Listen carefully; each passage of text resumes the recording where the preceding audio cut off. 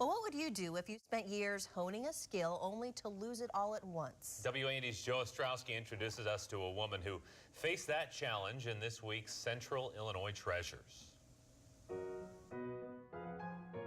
Since she was 4 years old, Shy Cantor has been drawn to music. She even had the name for it. Actually, at one point in my life, I thought I wanted to be a liturgical singer, a cantor, and I wanted to be cantor, and I was convinced that that was where I was going to go. From preschool through grad school, Shy put in countless hours developing her voice. It was just a huge part of my life. It was everything. All I wanted for years and years and years was to be an opera singer. I wanted to be on stage, and there was nothing that could deter me.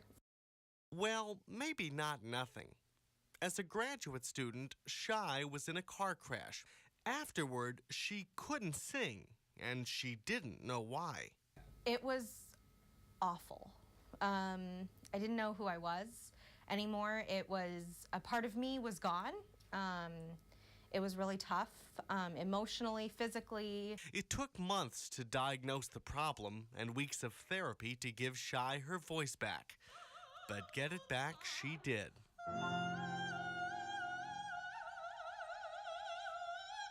She performed her graduate recital and discovered a new passion. I started to take classes online through the speech and hearing program at the University of South Carolina.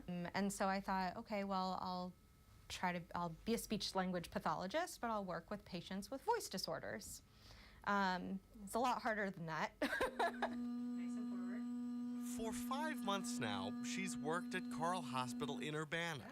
Instead of sharing her own voice, she helps others find theirs. Having gone through it myself, I feel like I have a unique perspective of what it's like to not have the voice that you identify as your own. I love working with those patients. Voice disorders of all kinds is wonderful. And as for singing? Mostly right now in the car on my own and in my apartment. It's been a really busy few years trying to study and get oriented to all of this, and so I do plan on getting back to it. It's just a matter of priorities. Now, in case you're wondering, all of the music that you heard in the story are her own recordings from her career. What a beautiful voice. It's great that she's able to sing again. I mean, geez, that operatic voice is rare enough. It's unique enough. You hate to hear a story of somebody losing it in such a crazy way like that, but it's so awesome what she's doing now, helping people out. No, she's definitely a gift for sure.